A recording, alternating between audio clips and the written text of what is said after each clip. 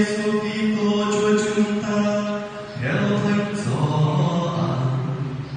Khi ấy Chúa Giêsu đi với các môn đệ sang bên kia suối Giê-rôn. Ở đó có một khu vườn, người vào đó cùng với các môn đệ. Giuđa kẻ phản bội là biết rõ nơi đó, vì Chúa Giêsu thường đến đây với các môn đệ. Vậy Giuđa dẫn tới một toán quân cùng các thuộc hạ của các thượng tế và biện phái. Họ đến đó với đèn đuốc và khí giới.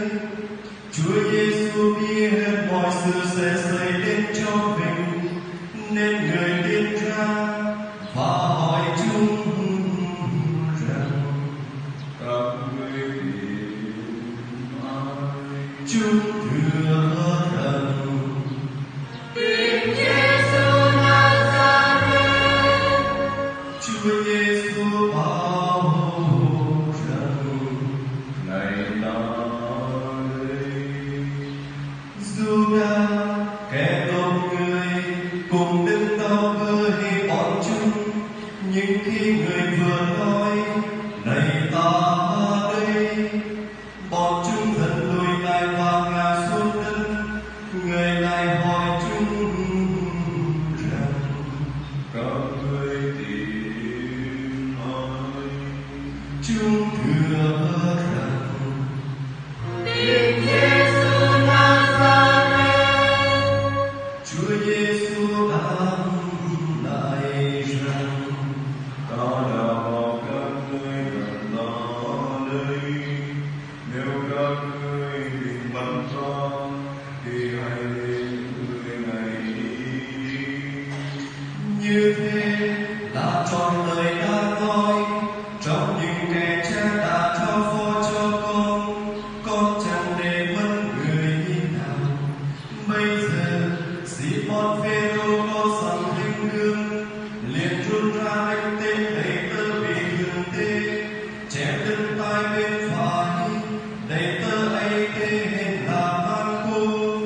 Nhưng Chúa Giêsu bảo Phêrô rằng: hãy xỏ gươm vào lòng, chém treo tay chẳng lẽ nào thầy không muốn.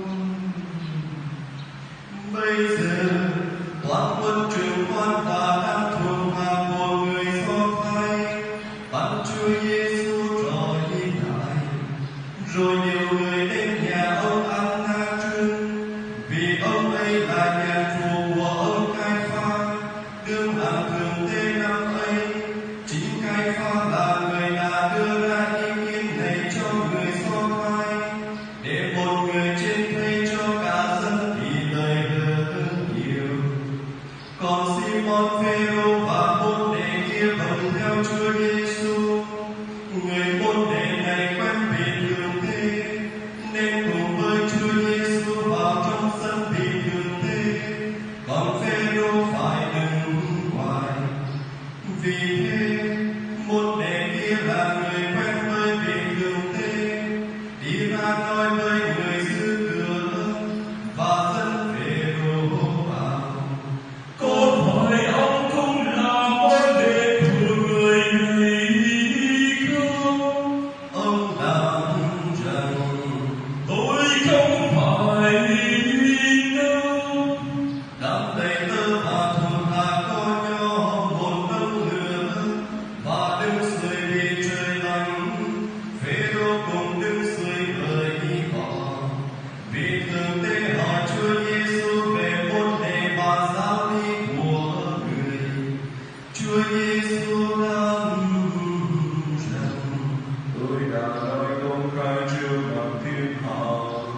Tôi hằng giảng dạy tại hội nghiệp và trong đền thờ, nơi mà các người Do Thái thường tụ họp. Tôi không nói chi cầm lén cả. Tại sao các ông lại hỏi tôi? Ông cứ hỏi những người đã nghe tôi nói với họ. Chính họ biết rõ điều tôi đã nói. Nghe vậy, một tên thuộc hạ đứng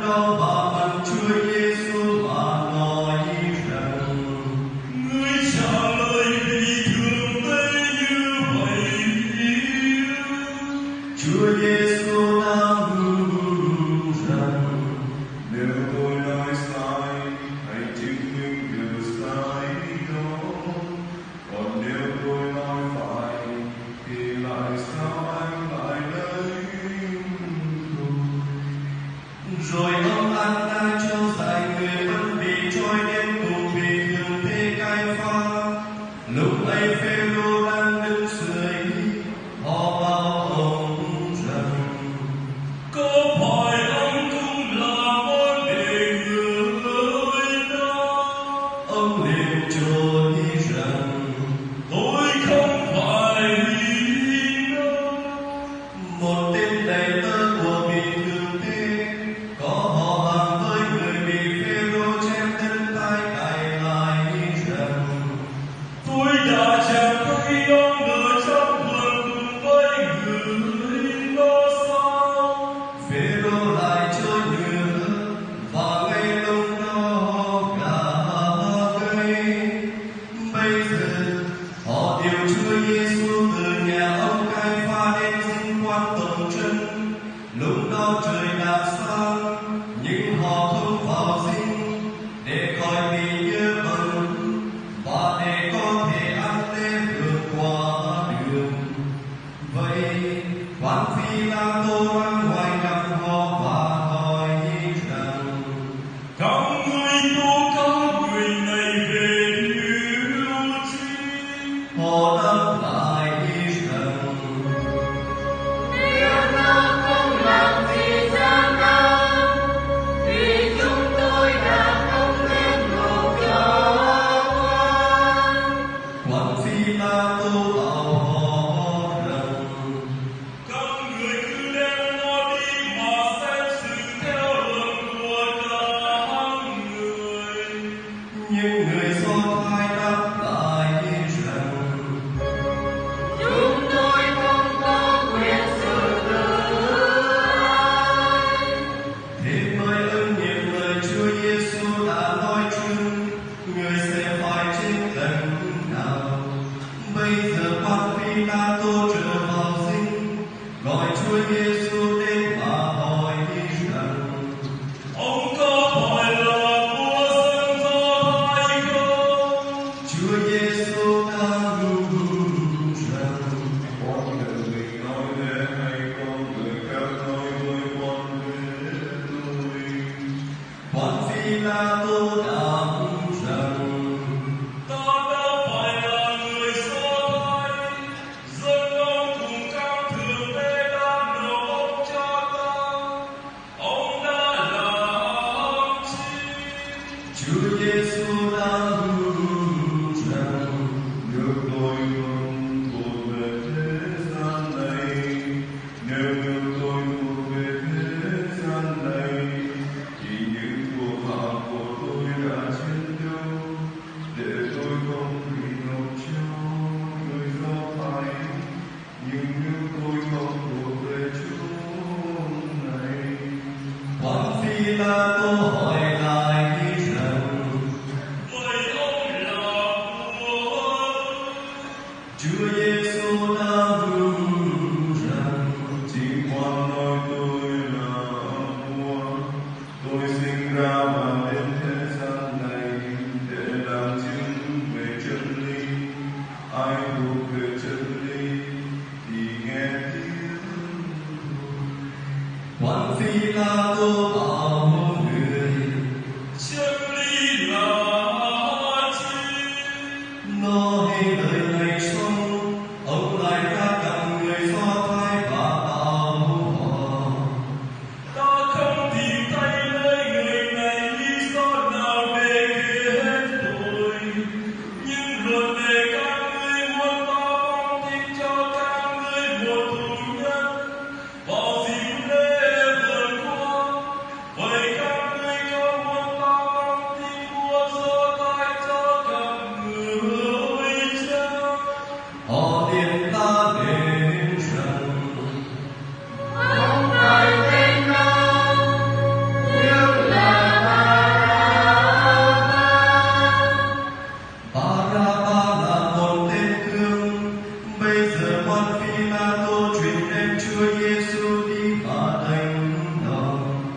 Bọn lính kết một vòng gai nhọn, rồi đội lên đầu người và trông bằng cho người một áo choàng đỏ.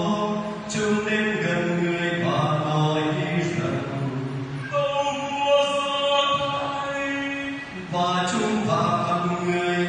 Quan Phi-la-tô lại ra ngoài